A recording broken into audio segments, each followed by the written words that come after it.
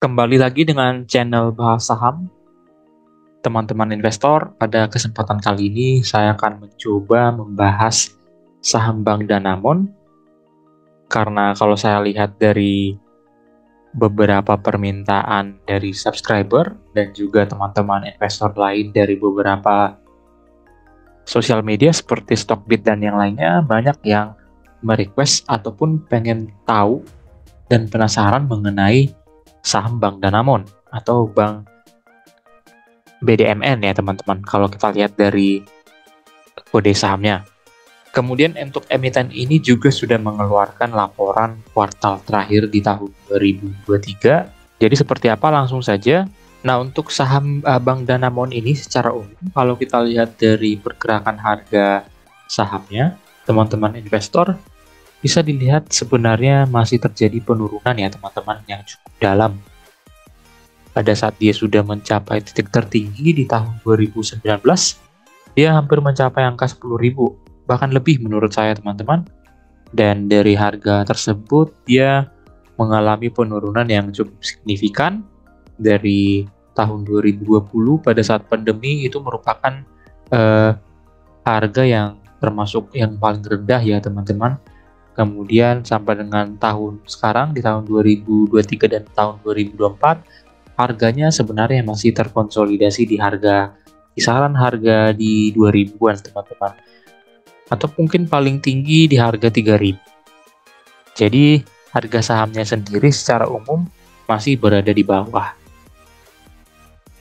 Nah ini salah satu faktor kenapa emiten ini masuk dalam watchlist saya, karena harga sahamnya itu masih berada di bawah teman-teman.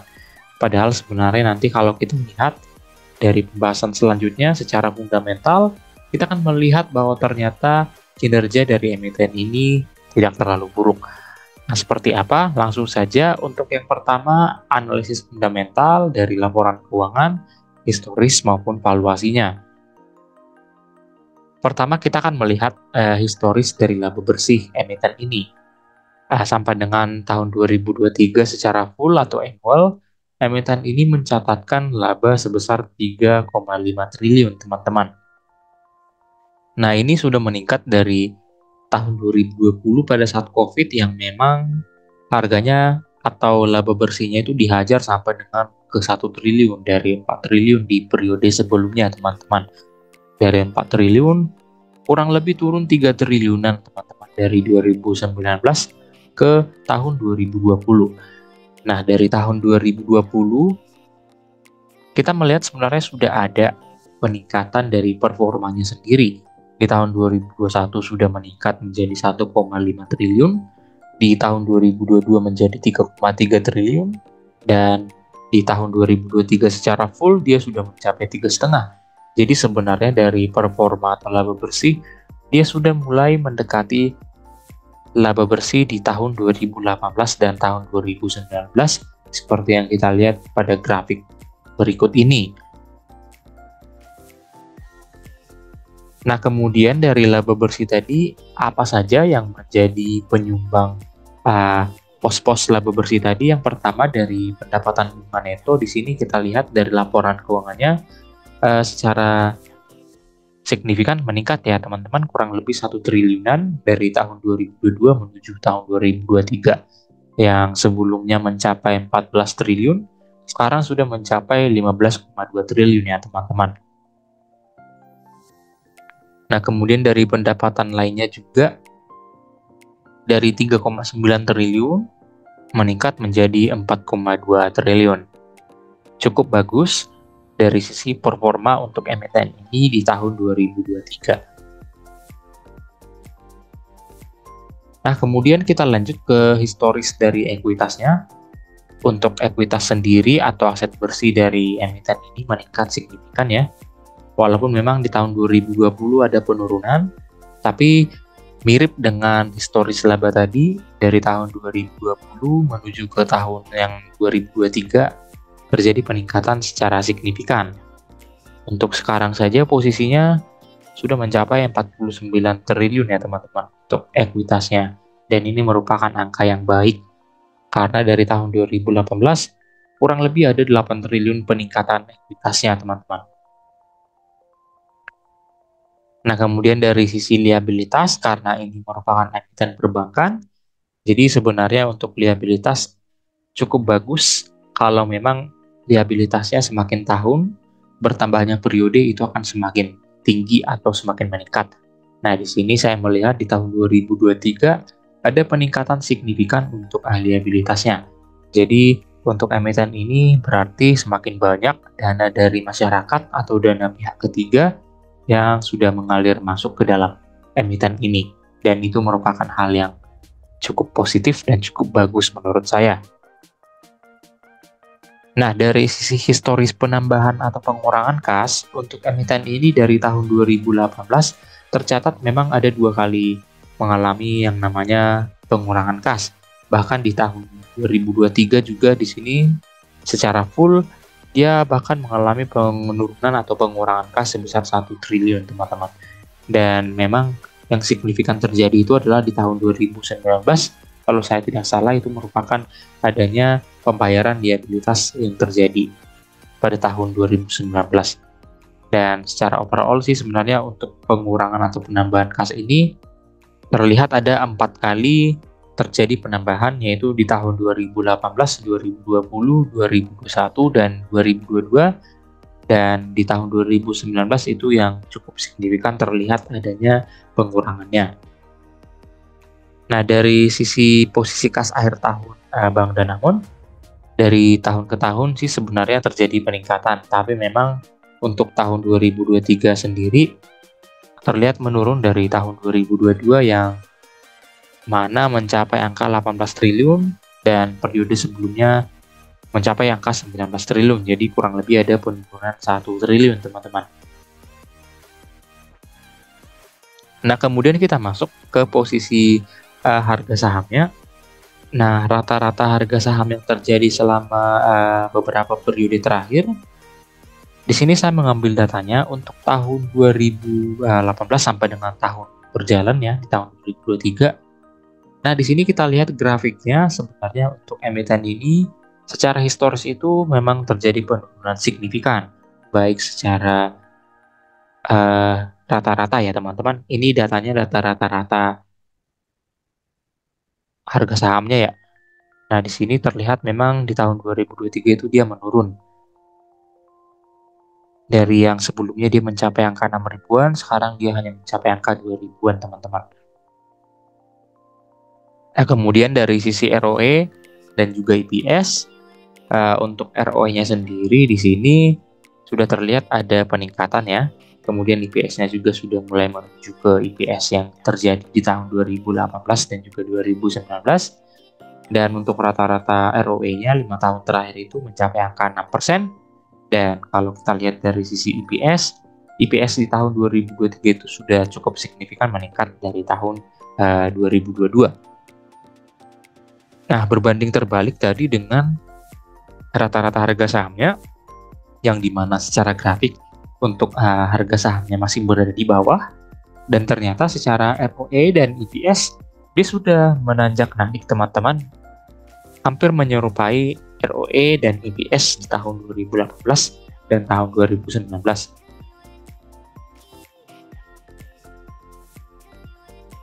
Yang dimana kalau kita lihat tadi secara posisi harga sahamnya, ini belum sama sekali mengalami peningkatan. Kalau kita lihat di tahun 2023 ini, dia baru mencapai rata-rata di angka 2.900, teman-teman.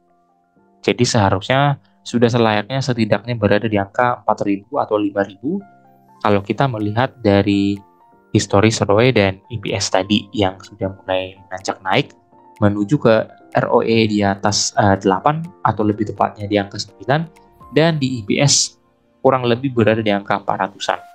Dan itulah mengapa saya katakan tadi secara harga saham memang masih belum disesuaikan secara valuasi ataupun secara harga pasar ya teman. Nah, inilah peluang yang saya katakan mengapa saham BDMN ini lebih menarik untuk beberapa periode datang.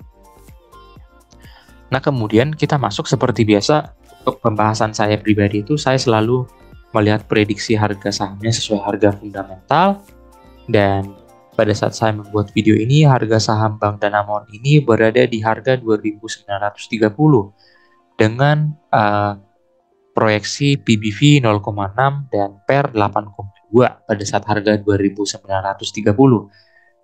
Dan dari situ juga kita mendapatkan data MOS sebesar 31,8%. Nah, dari sisi kiri kita lihat di sini untuk nilai PBV 1 BDMN itu berada di angka 5.037 per lembar saham. Dan kemudian nilai per 10 berada di angka 3.585. Kita kombinasikan seperti biasa, rata-rata 5.037 dengan 3.585 itu berada di angka 4.311. Nah, dengan harga saham yang masih di angka 2.930 menuju ke harga 4.311 itu terdapat potensi gain sebesar 46,65%. Nah, kemudian secara analisis historis, kita juga perlu melihat berapa sih capaian PBV dan juga PER selama beberapa tahun terakhir. Di sini saya mengambil angka di tahun 2018 sampai dengan tahun 2023. Nah, hal menarik adalah rata-rata PBV secara 5 tahun terakhir itu berada di angka 0,98 dan rata-rata PER 5 tahun terakhir berada di angka 17,28. Nah, seperti biasa, harga saham dengan PBV 0,98 itu harusnya berada di angka 4.929 dan harga saham dengan PER 17,28 itu dihargai di angka 6.193. Seperti biasa saya kombinasikan, jadi sebenarnya emiten ini seharusnya dihargai secara historis di angka 5.561 per lembar sahamnya. Dan potensi dari harga 2.930 terdapat angka 80% yang menurut saya cukup fantastis teman-teman untuk kita incar. Nah, apabila kita sudah melihat tadi secara fundamental yang cukup menjanjikan, mari kita lihat secara analisis teknikal teman-teman investor. Seperti biasa dari chart dan maupun titik support dan resistennya. Nah, baik teman-teman, ini saya mengambil chart untuk saham Bank Danamon ya. Nah, di sini terlihat jelas bahwasanya secara saya ambil grafik monthly aja teman-teman. Untuk monthly di sini terlihat memang untuk harga sahamnya masih berada di bawah ya. Mungkin kita bisa bantu dengan menggunakan garis horizontal ya untuk menentukan titik support dan juga titik resistennya. Nah, untuk lebih jelasnya saya mengambil data chart secara weekly atau mingguan ya teman-teman. Nah, di sini kita melihat titik resisten itu kurang lebih berada di angka 3.000-an ya. Dan titik support ini bisa saya katakan berada di angka 2.000. Nah, dengan harga sekarang di angka 2.930, ini sebenarnya area buy menurut saya teman-teman. Dan kalau kita lihat, harga sekarang itu masih saja berada di bawah harga pada saat COVID ya teman-teman. Karena kalau kita lihat di sini, kejatuhan harganya itu berada pada saat pandemi menuju di bulan Februari ataupun Maret di tahun 2020, dan sehingga bisa disimpulkan untuk harga sekarang yang terjadi ini masih berada di bawah harga pada saat sebelum pandemi.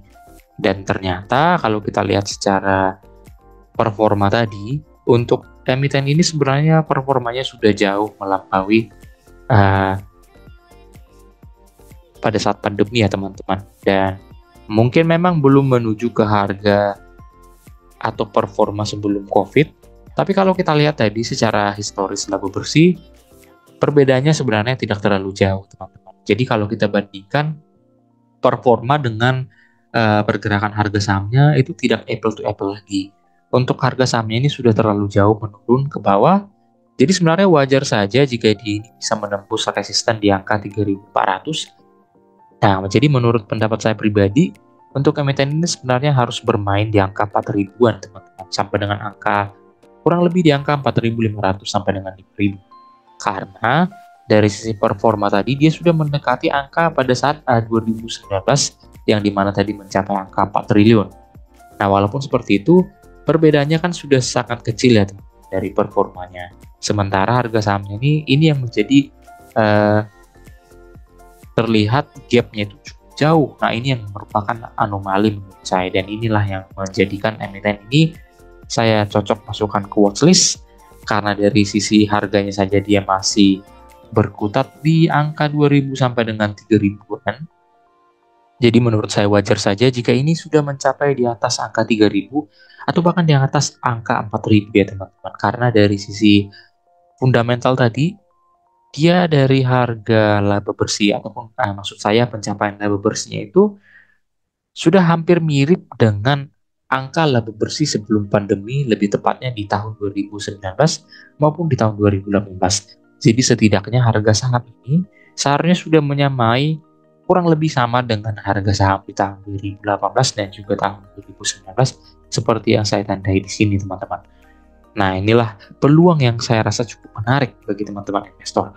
Walaupun memang di sini terlihat adanya kemungkinan bisa turun kembali, karena di sini kita tidak tahu ya secara menurut trend nanti apakah dia kemungkinan besar bisa turun ke angka 2000 kembali. Tapi saya yakin di bawah angka 2000 ini tidak akan terjadi teman-teman, karena saya yakin di angka 2000 ini kurang lebih di angka 2100-an ini akan menjadi titik support kuatnya. Dan kalaupun dia menuju ke sini, angka 2100, 2200 merupakan hal yang cukup baik atau titik yang cukup baik untuk melakukan buy secara signifikan. Karena kita akan menunggu momentumnya nanti di mana dia bisa menuju ke angka 3000, tembus resisten kuat di angka 3000-an, menuju angka 4000 dan juga kalau memang nanti terkonfirmasi di tahun 2024 dengan kinerja yang lebih bagus lagi, bisa saja dia akan menuju kembali ke harga pada saat sebelum pandemi yaitu di angka 6000 ataupun 7000 teman-teman. Baik, setelah analisis teknikal, kita akan lanjutkan ke analisis sentimen atau dari news media ataupun eksternal. Nah, di sini saya ada mengambil dua berita atau media dari bisnis dan juga CNBC.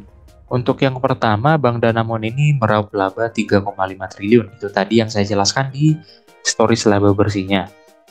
Itu sudah naik 6% ya teman-teman. Jadi sebenarnya dari performa sudah lebih tinggi atau lebih bagus dari periode-periode sebelumnya.